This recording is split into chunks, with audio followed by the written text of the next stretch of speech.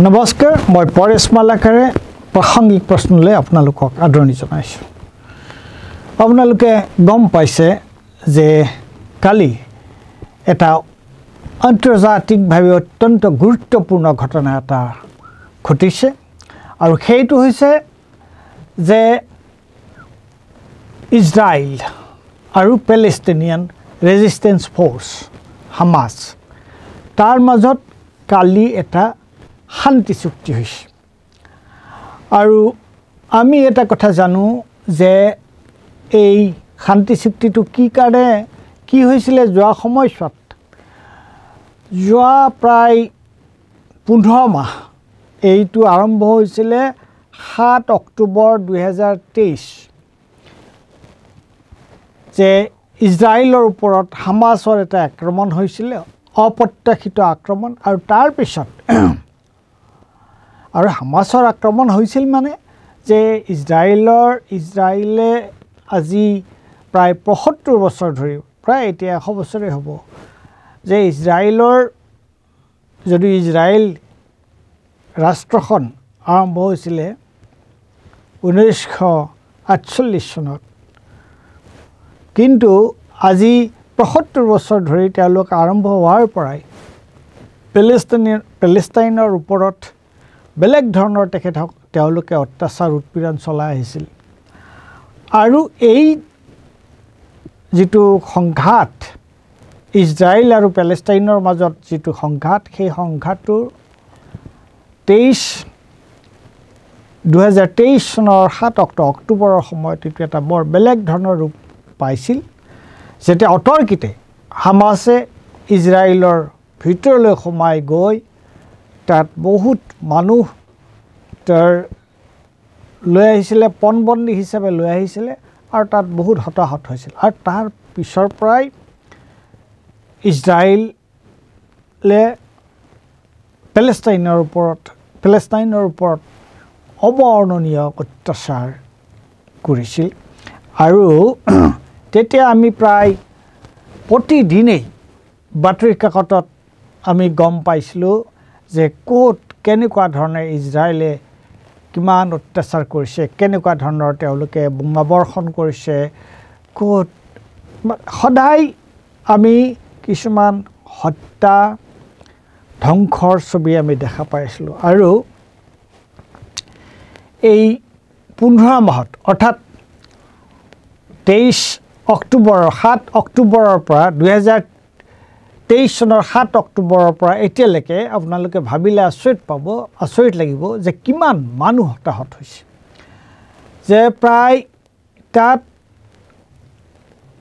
মানুহ মৰিছে 46,000 মানুহৰ প্ৰাণ গৈছে প্ৰায় 1,10,000 মানুহ খুনীয়া হৈছে আৰু এই গোটেইবোৰ লগ লাগি আচলতে যিখিনি তথ্য পাতি প্ৰকৃত তথ্য পোৱা হৈছে আৰু ক'ত কেনেকুৱাকৈ মানুহৰ মৃত্যু হৈছে কেনেকুৱা ধৰণে মানুহ ঘাইল হৈছে কাৰ কেনেকৈ ক্ষতি হৈছে কোন কেনেকুৱাকৈ ঘৰৰ পৰা ওলাই যাব লগা হৈছে নিজৰ ঘৰ বাৰী এৰি তেওঁলোক পলাব লগা হৈছে যদি চোৱা যায় তেতিয়াহ'লে প্ৰায় এইটো তেওঁলোকে এটা এষ্টিমেট কৰিছে যে 2 লাখ মানুহ হতাহত হৈছে আৰু ইয়াৰ ভিতৰত মহিলা শিশু আৰু বৃদ্ধ মানুহৰ সংখ্যা বহুত বেছি এতিয়া প্ৰশ্নটো হৈছে এই যিটো এতিয়া যে হঠাৎ আমি দেখা পালোঁ যে চিজফায়াৰৰ কথা যে চলি থকা নাছিল তেনেকুৱা নহয় কিন্তু কি কাৰণে এই চিজফায়াৰটো হ'ল আমি এই গোটেই বিষয়টো লৈ পেলাই আমি অলপ বিস্তৃতভাৱে কাইলৈ বা পৰহিলৈ এটা প্ৰতিবেদন আমি প্ৰাসংগিক প্ৰশ্নতে এটা প্ৰতিবেদন আমি কৰিম প্ৰাসংগিক প্ৰশ্নতে এই বিষয়টো আলোচনা কৰিম কিন্তু আজি তপতে এই কথাটো ক'বলৈ আছে যে আচলতে 15 মাহ এই ধৰণৰ এটা অবৰ্ণনীয় এটা হত্যালীলা আৰু এই ধৰণৰ এখন যুঁজ চলাই থকাটো ইজৰাইলৰ কাৰণে এটো ইমান সহজ কথা নাছিল আৰু এটা কথা হৈছে যে যিটো এক্সিছ পাৱাৰ বুলি কয় এক্সিছ ৰেজিষ্টেন্স মানে এই যে ইজৰাইলে অনবৰতে পেলেষ্টাইনৰ ওপৰত বোমা বৰ্ষণ কৰি আছে ইজৰাইলে পেলেষ্টাইনৰ ওপৰত হামাছৰ ওপৰত আক্ৰমণ চলাই আছে তাৰ বিপৰীতে এইকেইখন ৰাষ্ট্ৰ লেবানন ইয়েমেন আৰু ইৰাক সিৰিয়া আৰু ইৰাণ আৰু আপোনালোকে গম পায় যে শেহতীয়াভাৱে ইৰাণ আৰু ইজৰাইলৰ মাজত যুদ্ধ হোৱাৰ উপক্ৰম হৈছিল আমি ভাবিছিলোঁ যে এখন সাংঘাতিক ধৰণৰ যুদ্ধ লাগিব কিন্তু সেই যুদ্ধখন সেইটো পৰ্যায়লৈকে নগ'ল এবাৰ ইৰাণে আক্ৰমণ কৰিলে আৰু এবাৰ ইৰাণত ইজৰাইলে আক্ৰমণ কৰিলে তাৰ পিছতে কিন্তু বস্তুটো তাতে থাকি গ'ল এতিয়া তেওঁলোকে এই যিকেইখন মধ্যপ্ৰাচ্যৰ এই যিকেইখন ৰাষ্ট্ৰ এইকেইখন হৈছে গোটেইকেইখন মুছলিম ৰাষ্ট্ৰ আৰু তেওঁলোকে খুব সলিডলি হামাছৰ লগত আছিলে আৰু পেলেষ্টিনিয়ান মানুহৰ লগত তেওঁলোক আছিলে গতিকে সেইটো একফালে আৰু একফালে হৈছে ইজৰাইল আৰু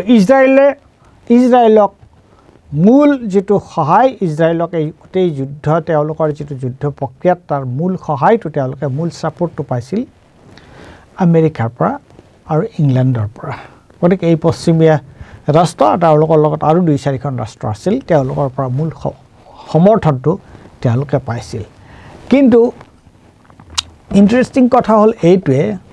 যে প্ৰথম কথা ইজৰাইলৰ ভিতৰত এখন দেশে যেনেকুৱা এই ধৰণৰ এটা নৰসংহাৰ তেওঁলোকে যদি চলাই গৈ থাকে তেতিয়া তেওঁলোকৰ ৰাইজৰ তেওঁলোকৰ যি নাগৰিক ইজৰাইলী জনসাধাৰণৰ মাজতো এইটোক লৈ এটা বৰ ডাঙৰ ধৰণৰ বিক্ষোভ এটা হৈছিল আৰু আমেৰিকাই যে এইটো সমৰ্থন কৰি আছিল ইজৰাইলৰ এই যে পেলেষ্টাইনৰ ওপৰত গাজাত এই ধৰণৰ আক্ৰমণ চলিছিল সেইটো কিন্তু আমেৰিকাৰ অজস্ৰ সাধাৰণ নাগৰিক তাৰ চিভিল ছ'চাইটি অৰ্গেনাইজেশ্যনছ নাগৰিক সমাজ তাৰ বিৰোধিতা কৰিছিল আৰু সমগ্ৰ এই যে ইয়াত এটা যিটো কোৱা হৈছে যে International League of Peoples Struggle এইটোৱে ইয়াৰ এই গোটেই পেলেষ্টাইনৰ ওপৰত যিটো ইজৰাইলৰ যিটো আক্ৰমণ সেইটোৰ তীব্ৰ বিৰোধিতা কৰিছিল আৰু তেওঁলোকে এটা আন্দোলন কৰিছিল আৰু তাৰে লগতে আৰু এটা কথা আছে আমেৰিকাৰ বৰ্তমান যিটো অৱস্থা আপোনালোকে গম পায় যে তাত আমেৰিকাৰ যে জুই লাগিছিল আমেৰিকাৰ জুইটো তাত জুই নুমাবলৈ তেওঁলোকৰ লছ এঞ্জেলছত যিটো জুই লাগিছিল সেই জুই নুমাবলৈ কিমান তেওঁলোকৰ এতিয়াও ভালকৈ নুমুৱাই নাই কেনেকুৱা ধৰণৰ অৱস্থা হৈছে আৰু লছ এঞ্জেলছত মই গম পাইছোঁ মই বুলি নহয় যিকোনো মানুহে এইটো কথা গম পায় যে তাত তেওঁলোকৰ মাজত আমেৰিকান সমাজত অৰ্থনৈতিক যিটো বৈষম্য ইমান বেছি হৈছে যে লছ এঞ্জেলছৰ ৰাস্তাত বহুত মানুহে টেণ্ট তৰি ৰাস্তাত থাকিব লগা হৈছে তেওঁলোকে খোৱা মেলা তেওঁলোকৰ পেচাব পায়খানা কৰি পৰিৱেশ নষ্ট হৈছে তেনেকুৱা ধৰণৰ চিটুৱেশ্যন এটা হৈছে গতিকে একে সময়তে কিন্তু তেওঁলোকৰ এই যে সাম্ৰাজ্যবাদী যিটো চৰিত্ৰ তেওঁলোকৰ সেই চৰিত্ৰ তেওঁলোকে এৰি দিয়া নাই তাৰ বিশেষকৈ ৰাষ্ট্ৰ ক্ষমতাই এফালে ইউক্ৰেইনত ৰাছিয়া আৰু ইউক্ৰেইন যুদ্ধ চলি আছে তাত আমেৰিকাই সমৰ্থন দিছে ইউক্ৰেইনক আনফালে ইজৰাইলে হামাছৰ ওপৰত এই ধৰণৰ পেলেষ্টাইনৰ ওপৰত এই যিটো আক্ৰমণ তাত দিছে গতিকে এতিয়া এই বস্তুটো আচলতে তেওঁলোকৰ বহুত ইণ্টাৰনেল কম্পালশ্যন আছে বাধ্যবাধকতা আছে আৰু মই নকওঁ যে হামাছৰ কোনো বাধ্যবাধকতা নাই যে হামাছে ইজৰাইলৰ পৰা যি আক্ৰমণৰ সন্মুখীন হৈছে আৰু হামাছে তাক প্ৰতিহত কৰিবৰ কাৰণে চেষ্টা কৰি আছে ইজৰাইল যিটো পেলেষ্টাইন ৰেজিষ্টেন্স ফ'ৰ্ছে তাক প্ৰতিহত কৰিবলৈ চেষ্টা কৰি আছে আৰু এক্সিছ যি শক্তি সেই শক্তিৰ সহায়ত কিন্তু তেওঁলোকৰ ওপৰতো আজি 2 লাখ মানুহ মৰি যোৱাটো ধেমালি কথা নহয় আৰু এতিয়া নেগোচিয়েশ্যনটোৰ মূল কথাটো কি হৈছে যে আমেৰিকা আৰু পাশ্চাত্যৰ প্ৰায় 30গৰাকী মানুহ হোষ্টেজ হৈ আছে পণবন্দী কৰি হামাছে লৈ গৈছে তেওঁলোক পেলেষ্টাইনৰ ভিতৰত আছে আৰু পেলেষ্টাইনিয়ান হামাছৰ পেলেষ্টাইনৰ হৈ যিসকলে যুদ্ধ কৰি আছে তেনেকুৱা প্ৰায় 100তকৈ বেছি মানুহ মহিলা পুৰুষ শিশু তেওঁলোকে পণবন্দী কৰি আনিছে আমেৰিকাই গতিকে এতিয়া চুক্তিটোৰ মূল কথাটো হৈছে কি যে অহা ৰবিবাৰে এই চুক্তিটো কাৰ্যকৰী হ'ব এতিয়া তেওঁলোকে সিদ্ধান্ত লৈছে যে এটা হামাছ আৰু ইজৰাইলৰ মাজত এটা শান্তি চুক্তি হ'ব কিন্তু এতিয়ালৈকে শান্তি চুক্তিটো কাৰণ কালি আকৌ পেলেষ্টাইনৰ ওপৰত আক্ৰমণ চলা হৈছে 4জন কি 5জন মানুহৰ মৃত্যু হৈছে কিন্তু এই চুক্তিটো কাৰ্যকৰী হ'ব ৰবিবাৰৰ পৰা আৰু অন্য এটা কথাও আছে সেইটো হৈছে যে নতুনকৈ এইটো যিটো ডোনাল্ড ট্ৰাম্পৰ 20 তাৰিখে ডোনাল্ড ট্ৰাম্পৰ তেওঁ শপত গ্ৰহণ অনুষ্ঠান আছে আৰু তাৰ আগতে ডোনাল্ড ট্ৰাম্পেও আগতেই কৈছিল যে তেওঁ এই যুদ্ধ ইজৰাইল আৰু হামাছৰ পেলেষ্টাইনৰ মাজত যিটো যুদ্ধ হামাছৰ মাজত যিটো সংঘৰ্ষ এই সংঘৰ্ষটো তেওঁ বন্ধ কৰিব বিচাৰে আৰু বন্ধ কৰিব বিচাৰে মানে এইটো ডোনাল্ড ট্ৰাম্পৰ সুইট উইল নহয় এইটো হৈছে যে তৃণমূল পৰ্যায়ত যিটো এটা পৰিস্থিতি চলি আছে সেই পৰিস্থিতিৰ কাৰণে আচলতে বাধ্য হৈ পৰিছে ইজৰাইল আৰু সেই ধৰণৰ বাধ্যবাধকতা যে হামাছৰ ওপৰত নাই সেইটোও নহয় সেইটো তেনেকুৱা ধৰণৰ এটা কম্পালচন আহি গৈছে আৰু ফলস্বৰূপে এই চুক্তি স্বাক্ষৰিত হ'বলৈ গৈ আছে এই ধৰণৰ এটা এনাউন্সমেণ্ট হৈছে আৰু শেহতীয়াভাৱে ডোনাল্ড ট্ৰাম্পৰ এজন এনভয় তেওঁৰ এজন কূটনীতিবিদ তেওঁৰ নামটো হৈছে উইটকফক পঠিয়াইছে ইজৰাইললৈ আৰু যাতে এই ধৰণৰ চুক্তি এটা হয় এটা বাইডেন আগৰ যিজন আমেৰিকাৰ ৰাষ্ট্ৰপতি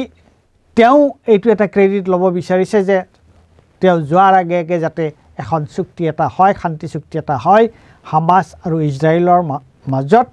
আৰু ডোনাল্ড ট্ৰাম্পেটো কৈছে যে এটা চুক্তি হ'ব লাগিব আমেৰিকাৰ হোষ্টেজেছ আমেৰিকাৰ পণবন্দী হৈ যিসকল লোক আছে তেওঁলোকক উভতাই আনিব লাগিব গতিকে ইয়াৰ এই যিখন আজি এই যিটো ঘোষণা হৈছে যুদ্ধবিৰতি যি ঘোষণা হৈছে এই ঘোষণাৰ অন্তৰালত কিন্তু বহুত কেইটা উপাদানে বহুত কেইটা ফেক্টৰছে বহুত কেইটা উপাদানে কাম কৰি আছে কিন্তু যি নহলেও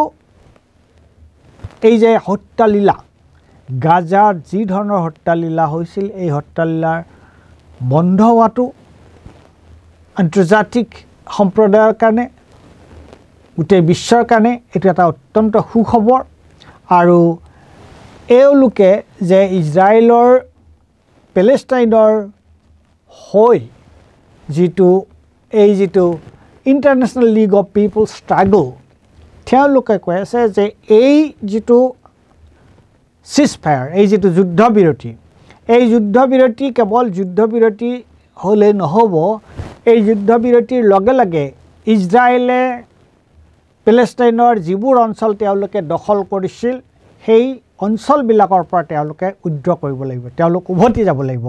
তেতিয়াহে এইটো এটা স্থায়ী যুদ্ধবিৰতি হ'ব পাৰে কিয়নো ইয়াৰ আগতে বহুবাৰ ইজৰাইল আৰু পেলেষ্টাইনৰ মাজত এই ধৰণৰ চুক্তি হৈছে আৰু বাৰে বাৰে এই চুক্তি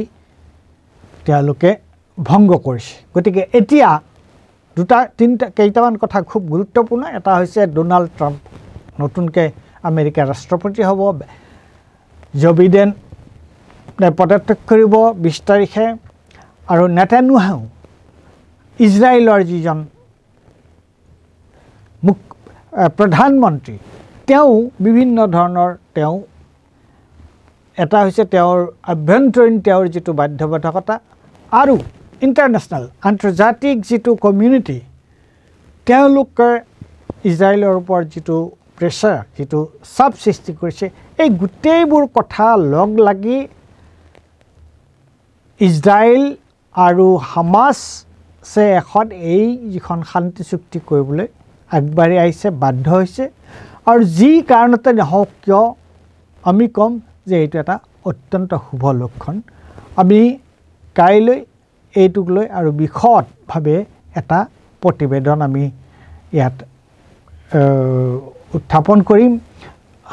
এটা প্ৰাসংগিক প্ৰশ্নৰ এটা লিখিত কাইলৈ নাইবা পৰহিলৈ আমি এটা লিখিত প্ৰতিবেদন আপোনালোকক এটা গোটেই বিষয়টোৰ বিভিন্ন দিশ সাঙুৰি এটা সবিশেষ আকৌ আমি আপোনালোকক জনাম বুলি আশা কৰিছোঁ ধন্যবাদ